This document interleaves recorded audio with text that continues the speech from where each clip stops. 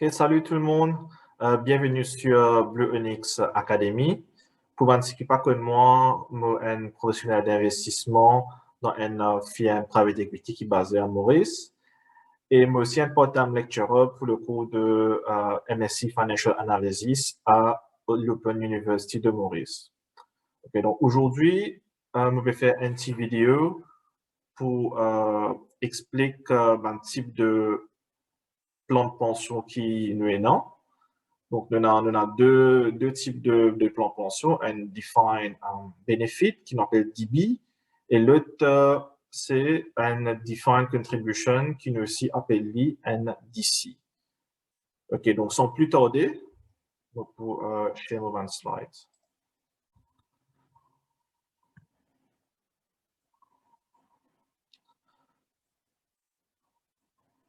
OK, donc premier type, c'est un Defined Benefit qui nous aussi appelle un DB. Et qui caractéristique de NDB, c'est qui nous vient spécifier, dit en avance, qui nous spécifie, c'est bénéfice ou bien le montant de la pension qui nous peut gagner quand on nous prend retraite. Souvent, des fois, il faut baser la paye qui une personne peut gagner dans ce dernier l'année de service. Nous avons un exemple en pratique pour comprendre un peu plus comment les monter. Donc, souvent, des fois, formule qui peut servir pour calculer ma pension mensuelle, il peut spécifier dans un constitutive document de l'employeur et aussi parfois nous appelons un scheme rules.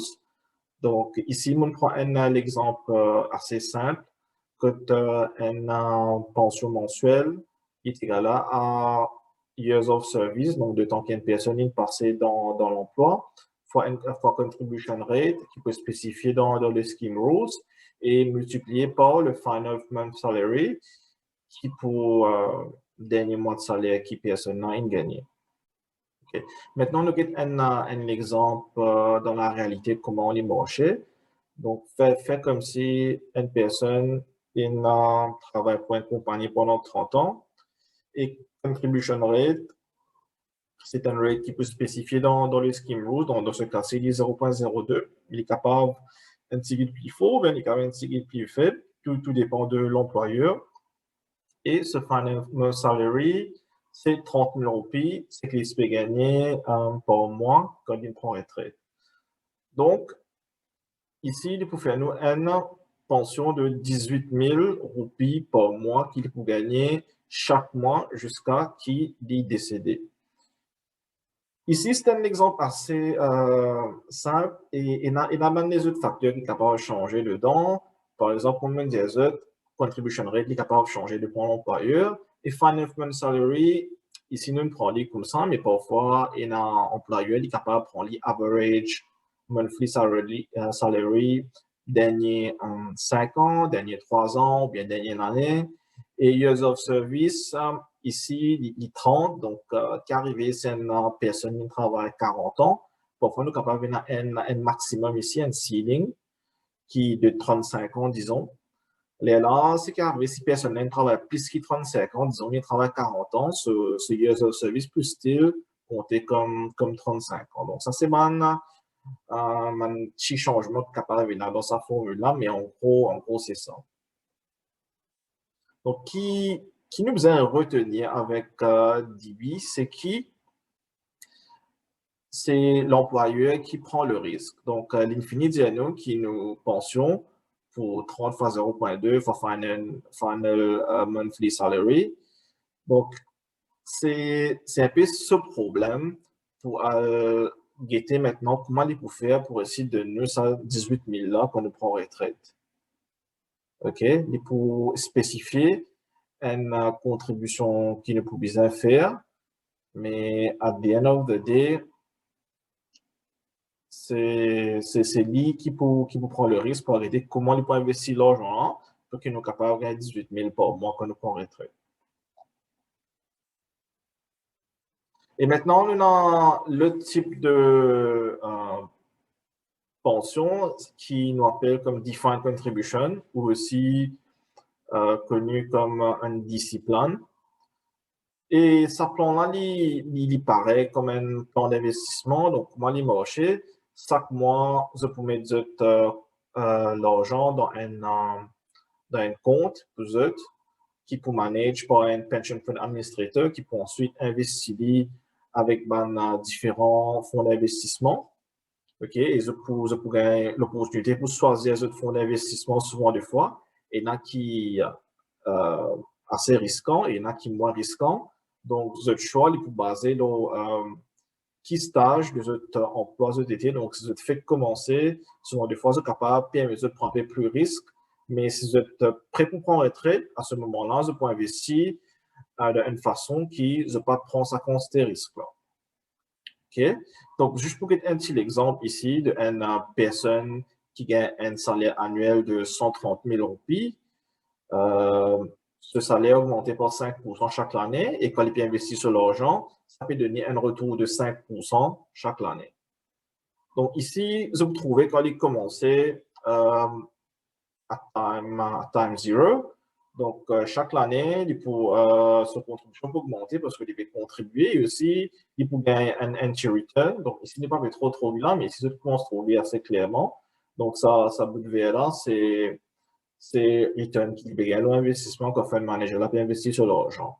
Et à ce moment-là, arrive l'heure où il prend retraite. C'est qui est arrivé un pension fund administrateur pour calculer qui quantité ce l'argent, ce compte invini, qui valeur.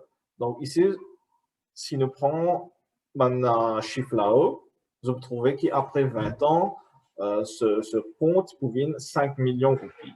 À ce moment-là, il est capable de choisir pour prendre 25% comme lump sum, ou bien il est capable de choisir pour ne pas prendre lump sum et 100% il convertit en un annuity. Annuity, c'est quoi? Il y a une assurance, ou bien parfois c'est souvent pension fund administrateur qui directement lié avec l'assurance. Donc, j'ai l'assurance qui me menace 5 millions. Donc, si je vous donne toi ces 5 millions-là, qui montent beaucoup gagner mensuellement jusqu'à qui me décéder. Donc, à ce moment-là, l'assurance va calculer combien il donne sa personne chaque mois. Et disons ici, il est capable de 5 000 roupies. Et si une autre personne il amène un plus gros montant, disons 10 millions, ce pot invini, et là, il y a l'assurance, ou bien pension fund administrateur pour lier avec l'assurance, lié ce pension, il est capable de 27 000 roupies. Donc, vous trouvez plus de montants plus fort de votre compte, plus de pension mensuelle que vous pouvez recevoir, il est plus élevé. Une caractéristique d'un Defined Contribution Scheme, c'est l'employé qui prend le risque, contrairement à un Defined Benefit Plan, que c'est l'employeur qui prend le risque.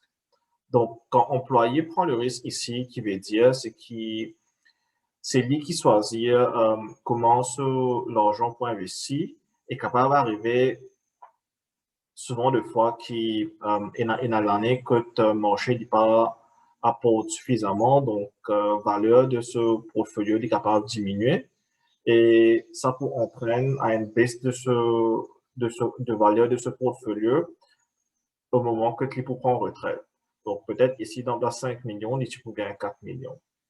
Okay, maintenant, en ce qui concerne une personne de nos générations, la plupart d'entre nous prenons un plan d'ici, que tu restes là, nous, et c'est à nous pour éviter qu'on puisse investir nos l'argent.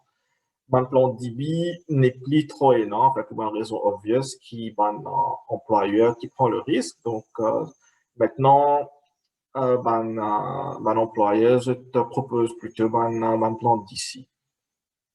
OK? Et un des facteurs qui est important dans l'INDC, c'est comment nous choisir pour nous investir nos l'argent. Et vous pouvez élaborer un peu plus sur là dans une prochaine vidéo. OK, merci pour votre attention. À la prochaine.